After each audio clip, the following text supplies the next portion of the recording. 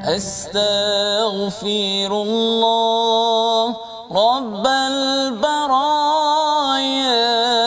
Astaghfirullah minal khataya. Astaghfirullah Rabbal baraya. Astaghfirullah minal khataya. Assalamualaikum warahmatullahi wabarakatuh.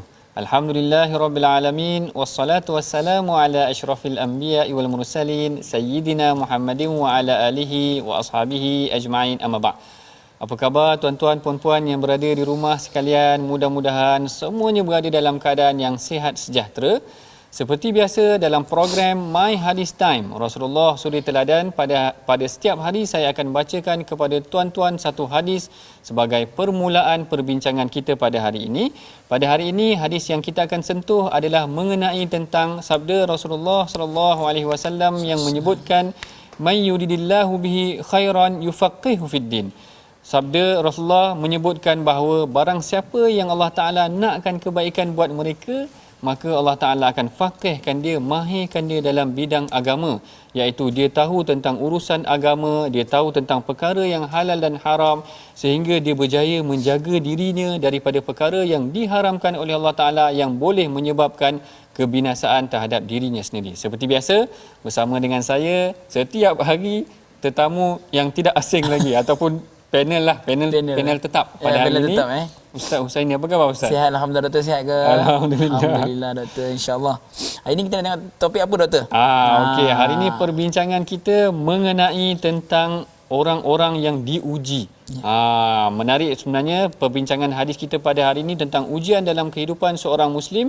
Tapi sebelum kita masuk mengenai tentang hadis tersebut, mari sama-sama kita dengarkan dahulu bacaan yang akan disampaikan oleh Ustaz Husaini. Silakan Ustaz. Terima kasih doktor, insya-Allah. Tuan-tuan dan puan-puan yang dirahmati Allah Subhanahu wa taala, jom kita buka mushaf kita. Kita tengok suratul Baqarah ayat yang ke-214 sama-sama. Mudah-mudahan apa yang Allah pesan pada kita hari ini kita dapat ambil dan jadikan iktibar, insya-Allah. Auzubillahi minasyaitanir rajim. Am hasibtum an tadkhulul jannata wa lamma ya'tikum mathalul ladzina khalau min qablikum massatuhumul ba'sa'u wad-dharra'u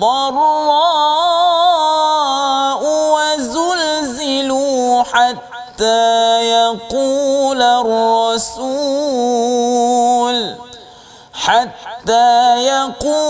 ar-rasul wal-ladzina amanu ma'ahu mata nasrullah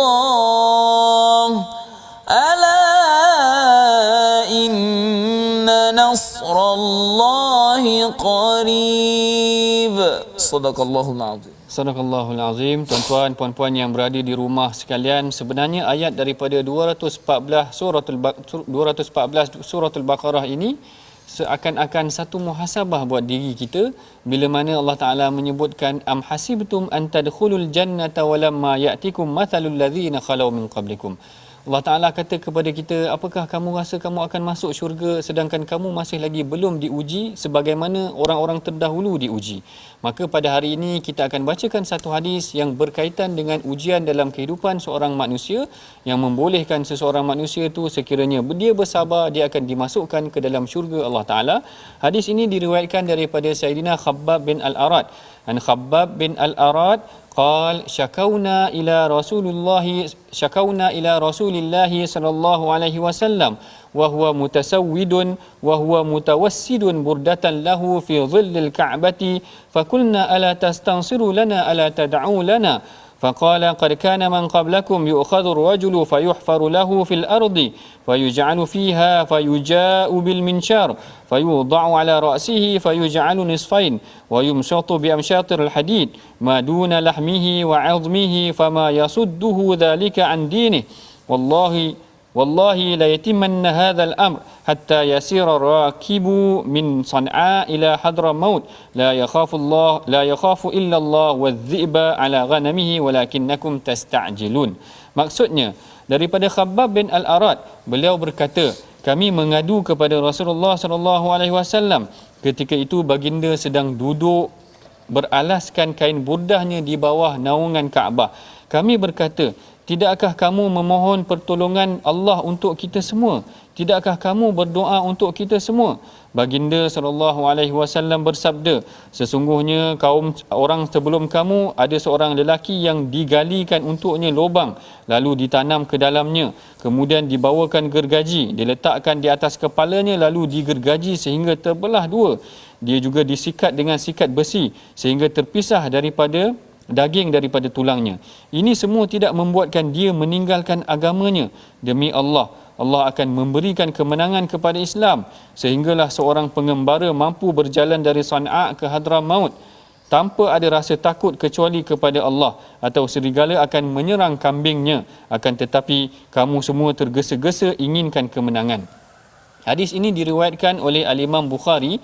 Hadis yang sangat cantik menceritakan bagaimana seorang sahabat namanya Khabbab bin Al-Arat, seorang sahabat yang pernah dikenakan ujian yang sangat teruk. Maknanya dia diseksa seperti mana para sahabat yang lain diseksa yang sangat teruk, sehingga dia mengadu kepada Rasulullah dan dia kata kepada Rasulullah, syakauna ila Rasulillah, kami mengadu kepada Rasulullah. Waktu tu Rasulullah sedang duduk bersandar ataupun berbaring, mutawassidun burdatan, dia tengah dilapikkan dengan burdah dia.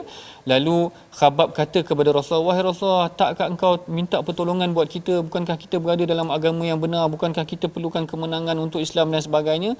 Lalu Rasulullah menenangkan dia dan Rasulullah memberikan penjelasan, kaum dahulu dikenakan ujian lebih teruk daripada ini. Dan perbincangan lebih lanjut mengenai hadis ni akan kita teruskan lagi selepas daripada ini. Jangan ke mana-mana. My Hadis Time, Rasulullah Suri Teladan.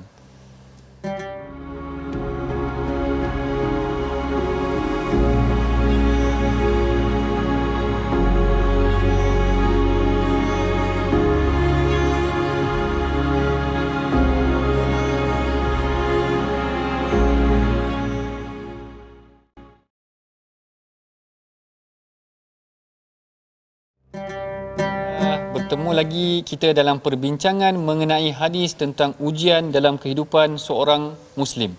Perhatikan hadis yang kita sama-sama renungi tadi, bagaimana Sayyidina Khabbab Al-Arat menceritakan tentang dia mengadu kepada Rasulullah, memohon kepada Rasulullah agar diberikan bantuan buat golongan ataupun umat Islam kerana dia telah diseksa ataupun melalui ujian yang sangat teruk sehingga dia menyebabkan dia terasa susah dan dia mengadu kepada Rasulullah.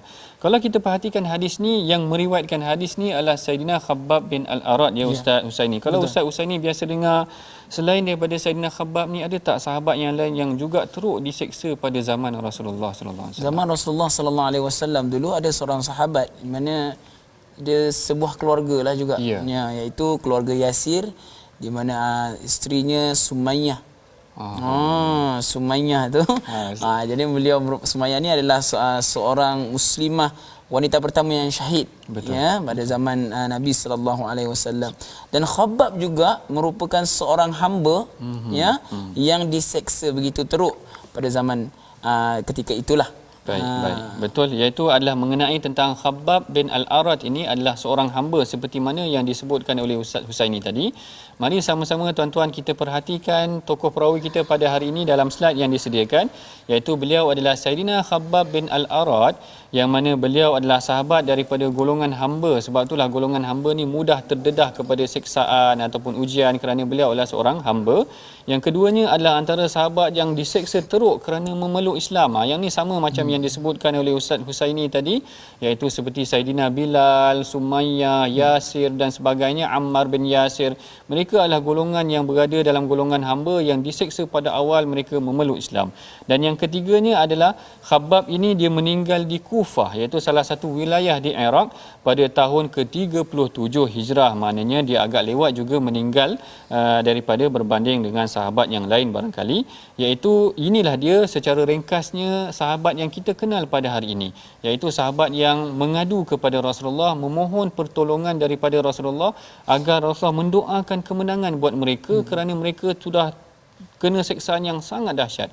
Tetapi ini yang pentingnya, Rasulullah memberikan mereka pengajaran bahawa kaum terdahulu lebih dahsyat lagi. Ustaz ini bayangkan Rasulullah cerita bagaimana kaum terdahulu digergaji kepalanya sehingga tulang daging tertanggal daripada tulang. Maknanya ini gambaran yang sangat dahsyat kaum terdahulu. Lalu Rasulullah mendidik para sahabat agar bersabar dengan segala ujian dalam menegakkan Islam, sama ada ujian, segala ujian dalam kehidupan kita ataupun dalam apa sahaja perkara yang melanda dalam kehidupan kita. Baik, mengenai hadis ini, mari sama-sama kita masuk kepada perbincangan dalam hadis ini. Hadis ini menceritakan tentang bagaimana Rasulullah meminta kita bersabar dalam menghadapi segala ujian hidup. Kita tidak salah memohon doa kepada Allah Ta'ala, tetapi Rasulullah juga mendidik kita agar bersabar dan ambil pengajaran daripada umat terdahulu. Yang inilah juga yang Ustaz Usaimi bacakan pada awal tadi tentang umat terdahulu. Hasibtum an tadkhulul jannah, kamu ingat kamu boleh masuk syurga sedangkan belum diuji seperti umat terdahulu. Yang inilah juga yang diceritakan dalam hadis yang kita bacakan hari ini, bagaimana Allah Ta'ala Rasul menyebutkan bahawa umat terdahulu kena lebih teruk, tetapi kita hendaklah bersabar. Kalau kita perhatikan Ustaz Usaimi, sebenarnya hadis ni sangat menarik kerana Rasulullah adalah contoh kehidupan yang sangat dahsyat dan baginda sangat bersabar. Nak kata kena ejek, kena caci, Rasulullah kena ejek, kena caci lagi teruk daripada kita. Nak kata disakiti, Rasulullah lebih teruk disakiti sehingga kan disimbah dengan maknanya perut unta ataupun kotoran-kotoran binatang. Kita pun tak pernah kena sedemikian, Rasulullah kena sebegitu. Nak kata diboikot, Rasulullah pernah kena boikot 3 tahun, inhisar kita panggil dalam sirah, inhisar, pernah kena kepung, tidak dibenarkan berurusan dengan bani yang luar, dengan orang luar, melainkan bani Hashim sahaja. Nak kata difitnah, Rasulullah pernah difitnah, isteri baginda kena fitnah. Tuan-tuan bayangkan, Ustaz Husaini bayangkan kalau orang fitnah keluarga kita, apa perasaan kita? Mesti sedih kan? Betul. Maknanya kalau kita kena, orang kata isteri kita ada hubungan dengan orang lain, macam Sayyidatina Aisyah kena fitnah kan, mesti kita rasa sedih. Tapi Rasulullah bersabar. Bahkan kalau kita tengok doktor, kalau Nabi yang terdahulu pun begitu juga. Betul. Diuji dengan bermacam-macam. Antara yang paling teruk yang saya boleh antaranya ialah Nabi Ayub alaihi salatu wassalam. Dikenakan satu penyakit yang tidak tahu mana datangnya, itu ujian Allah Subhanahu wa taala. Ketika mana Nabi Yunus alaihi salatu wassalam ditelan oleh ikan nun, sehingga kan dinukilkan, dirakamkan oleh Allah dalam surah An-Nun. Berapa, tak silap berapa hari ke berapa bulan dalam perut ikan nun tersebut, memohon doa kepada Allah Subhanahu wa taala supaya dilepaskan untuk kembali kepada kaum Nabi Yunus alaihi. Baik, yang tu yang kita boleh perhatikan sebenarnya tuan-tuan, dalam kehidupan kita ni kita akan melalui segala ujian. Kita mungkin akan difitnah oleh manusia, kita mungkin akan menghadapi kesusahan dalam kehidupan, kita mungkin akan diejek oleh orang, kita mungkin akan berada kekurangan harta. Segala ujian ni, inilah yang kita belajar daripada para nabi terdahulu dan juga dengan Rasulullah sendiri, bahawa kita hendaklah bersabar. Yang menariknya, yang pernah juga saya sebutkan kepada tuan-tuan, salah satu kaedah Rasulullah menangani segala kesusahan ini adalah dengan solat. Yang ni yang Rasulullah sebutkan, yang seorang sahabat, kalau tak silap saya namanya Huzaifah, dia menyebutkan Rasulullah SAW idza hazzabahu amrun, ketika mana Rasulullah didatangi sesuatu perkara yang mengusutkan pemikirannya, maka Huzaifah kata solat, Rasulullah akan solat, Rasulullah pasti akan mendirikan solat. Itu adalah salah satu kaedah kita menangani dalam ujian kehidupan kita. Jangan ke mana-mana, kita akan lanjutkan perbincangan kita selepas daripada ini. My Hadis Time, Rasulullah Suri Teladan.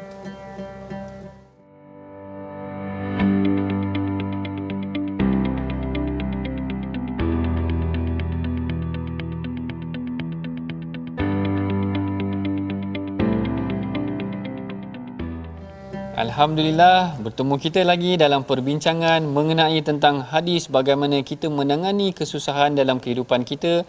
Kalau kita perhatikan tadi, bila mana Sayyidina Khabbab mengadu kepada Rasulullah tentang ujian dalam kehidupan dia diseksa teruk dan sebagainya, maka Rasulullah suruh bersabar dahulu. Bahkan Rasulullah pun berharapkan supaya kita memang bersabar, dan dalam hadis yang lain saya telah ceritakan bagaimana Rasulullah mendirikan salat ketika mana dia berada dalam keadaan kesusahan. Kalau kita perhatikan dalam isu semasa pada hari ini Ustaz Husaini, contohnya macam dalam musim Covid ni, orang kehilangan kerja dan sebagainya. Jadi apakah sebenarnya pada pandangan Ustaz Husaini kaedah yang terbaik ataupun yang dianjurkan oleh Islam dalam menangani kesusahan dalam kehidupan kita? Baik, terima kasih doktor. InsyaAllah ya, dalam kita menangani, mendepani dengan isu COVID-19 ni, kita melihat ramai orang dibuang kerja, ya, ramai orang yang kata ditimpa musibah, kata dah jatuh ditimpa tangga kan. Jadi kaedah ataupun kita harus menyediakan plan B, C dan seterusnya. Baik. Dan seterusnya menambahkan kita memperbaiki sikap kita, bagaimana kita berbelanja sebelum kita terkenanya penyakit COVID ini. Penyakit COVID datang, kita kena plan. Plan, orang kata family planning dengan wife kita, mungkin dengan anak-anak kita, tidaklah kan. Bagaimana kita nak plan kita punya pengurusan keuangan terutamanya. Betul. Dan doktor, ini yang paling penting juga, bagaimana kita nak mendepani krisis, orang kata kesusahan musim COVID ni juga, iaitu sokongan daripada ahli keluarga, masyarakat, jiran-jiran kita juga perlu ada untuk kita menambahkan semangat untuk kita terus berjuang dalam musim COVID ni. Sebab apa doktor? Kalau kita tengok sekarang ni ada juga kata kes-kes bunuh diri. Allah.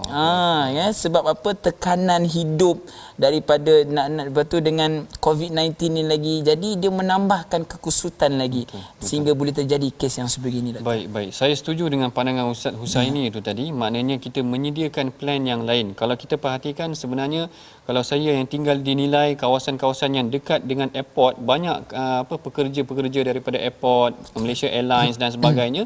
Maknanya mereka tergugat dengan bila mana datangnya pandemik ni tadi. Tetapi saya tengok kita semua boleh survive. Ada di kalangan mereka yang mula berniaga, ada yang jual burger, ada yang jual nasi lemak. Saya tengok di kalangan mereka. Maknanya sebenarnya kita masih lagi boleh survive. Kita mohon doa kepada Allah Ta'ala dan kita merancang. Sebenarnya mudah-mudahan sekiranya kita mengusahakan dengan kesungguhan segala perkara ini, maka Allah Ta'ala tidak mustahil akan memudahkan segala urusan kita. Bahkan kita merapatkan diri kita dengan Allah Ta'ala, memohon kepada Allah Ta'ala agar membantu segala rancangan kita.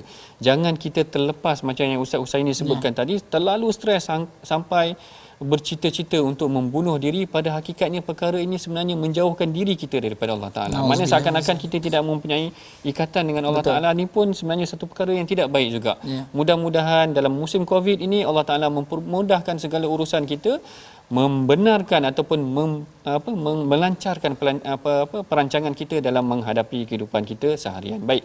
Kita telah pun hampir sampai kepada penghujung rancangan. Seperti biasa, saya mengajak tuan-tuan mari sama-sama kita menyaksikan pengajaran dan juga resolusi yang boleh kita praktikkan daripada pengajian kita mengenai hadis kita pada hari ini. Yang pertamanya, kita hendaklah sentiasa tabah dan bersabar dalam menghadapi ujian hidup. Yang kedua, jauhi diri daripada sikap tergesa-gesa yang inginkan kemenangan, kerana ada, kalau kita perhatikan hadis Khabbab tadi, seakan-akan dia bersikap tergesa-gesa, tetapi Rasulullah SAW merancang dengan baik dan bersabar. Dan yang ketiganya, meneladani kesusahan Rasulullah dalam menghadapi ujian kehidupan. Kalau kita teladani sirah Rasulullah, tengok kesusahan hidup Rasulullah, sebenarnya banyak lagi yang kita boleh pelajari daripada kesusahan hidup Rasulullah ini sendiri. Baik, kita telah pun sampai ke penghujung rancangan. Seperti biasa, saya menyeru kepada tuan-tuan, puan-puan yang dirahmati Allah, mari sama-sama kita menyumbang kepada tabung gerakan Al-Quran.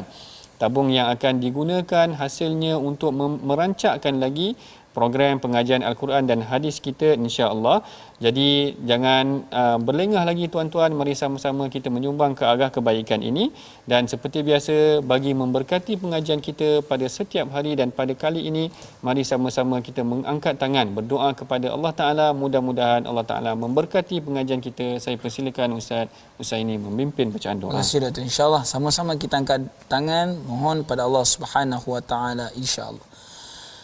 Bismillahirrahmanirrahim. Alhamdulillahi rabbil alamin, wassalatu wassalamu ala asyrafil anbiya'i wal mursalin wa ala alihi wa sahbihi ajma'in.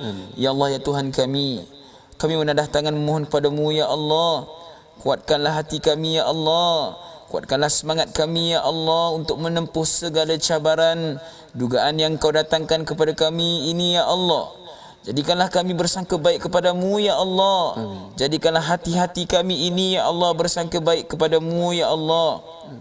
Kami tahu ya Allah akan ada hikmah di sebalik ujian yang Engkau berikan kepada kami ini ya Allah.